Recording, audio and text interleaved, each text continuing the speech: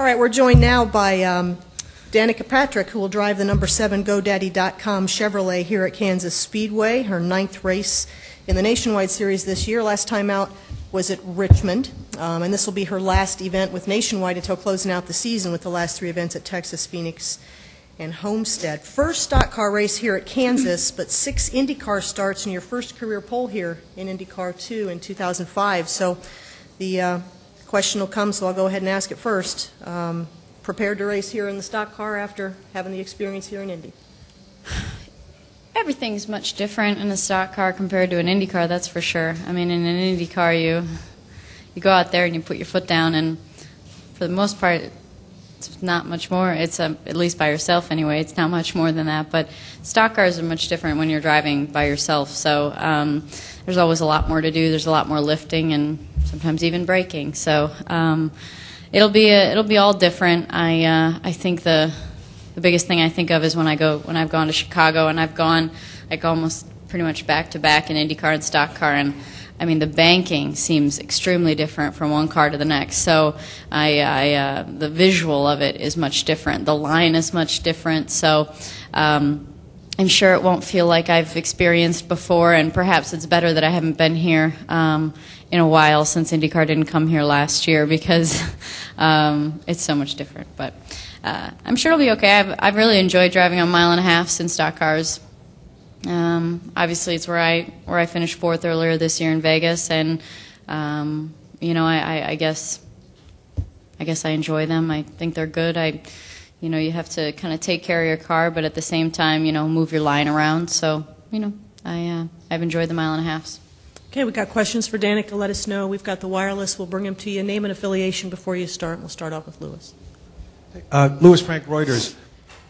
As you face your first full season in Nationwide, you feel a little bit handicapped in the lack of, you know, testing, and what do you do to make up for it? I really haven't done much testing this year. We did a bit last year, obviously being the first time, and but I don't really know. What are the rules for testing in these cars? You can't go to tracks that you race at, but pretty much it's open, right? Which is much better than Indy cars. So I have a feeling it will help me prepare a little bit more. In IndyCar, we have so many strict rules with mileage and tire allotments, and you know, there's many times that we go to a test, and you know, you get 100 miles and 2 sets of tires, and you know, you went all that way for 2 sets of tires, and God forbid you flat spot one. So I think that it will be better. So I think the testing rules are better for me in NASCAR, and they will allow me to test a little bit more often. But there will obviously be a lot of tracks that I haven't been to before, so that will be that will be a challenge. David Caravella, NASCAR.com. Is it strange at all to think you have one IndyCar race left? I mean, does that hit you? Is that an odd sensation at all, given how much of your life you've devoted to that? Not really. I mean, I think that, you know, I've had a nice transition over these 2 years to adapt and to really feel good about my decision and transitioning over to NASCAR. And it really has been a transition. It's not been one to the next. It's been a transition. So I think that's helped it, and I'm really looking forward to it. I'm excited. I'm ready for change. There will be definitely things and people that I miss about IndyCar. I'm sure especially on frustrating weekends I'll think, well, when I come here in an IndyCar maybe it was much easier, but I'm excited about the change, and I'm not afraid of change, and I think it's going to be fun. Scott Traylor, RacingBoys.com, Sports Radio 810 WHB. Danica, how much more physical is it to drive a 3,400-pound stock car compared to an Indy car? And do you feel that toward the end of the race? Well, you guys got this great thing called power steering in these cars, and it makes it nice. I haven't had it go out on me yet, which is good. I have had experiences like, let's say, at Daytona, where I don't even know, trust me, I'm going to sound really dumb right now, and I feel kind of bad about that, but where it, you know, shuts off when you take it out of gear. When you drop below a certain rev limit, it doesn't work the power steering. And then it gets heavy. And they all laugh at me when I can't turn the wheel, like coming into the garage area or something. But it definitely makes it a lot easier to turn.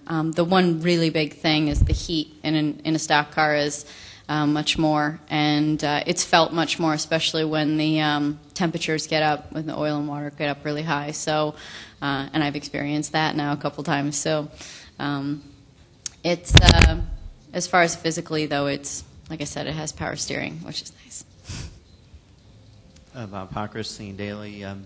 Any updates on your Cup schedule next year? And when you were in at Richmond, did you feel kind of any less pressure or anything, or less kind of urgency, considering that you now know that you're going to continue in the car for next year?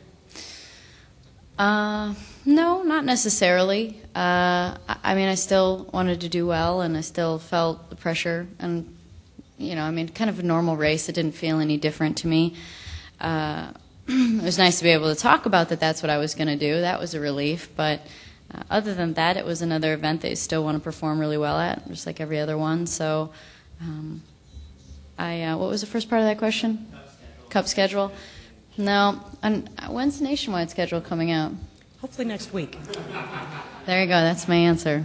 I'll have a look at it next week. There's going to obviously, but it is the answer. If there's no schedule out, then I can't make a decision. And I'm obviously going to try and work on companion weekends and do that. And or maybe a standalone weekend will be easier for me to not confuse things. But I don't know which ones those are going to be yet. I think we're still trying to. I mean, from what I hear, 34, 33, 32 weekends and nationwide, we're not really sure yet. So, what's that going to open up? I don't know. So, unfortunately, I will be a broken record for you yet again, just like many of the times that I've had to answer questions over again. Danica in the back. Greg Eklund, Kansas Public Radio. Hornish and Franchitti are a couple of people who tried to make the transition from IndyCar racing to stock cars. What leads you to believe that you will be successful? They're both great drivers. Obviously, Dario has come back to IndyCar, and he's going into this last weekend with the lead of the championship, and almost is looking to get his third championship in a row since he came back from NASCAR. So, and Sam is still running NASCAR. He is still doing it, and from what I hear, it looks good for him running next year. So, other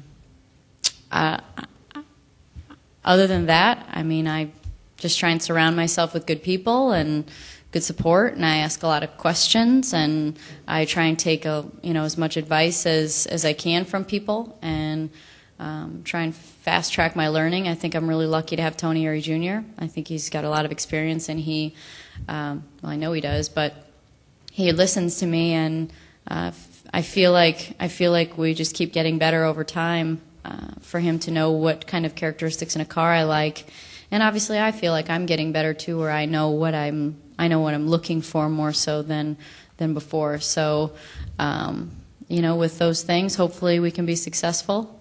But everybody's different, so.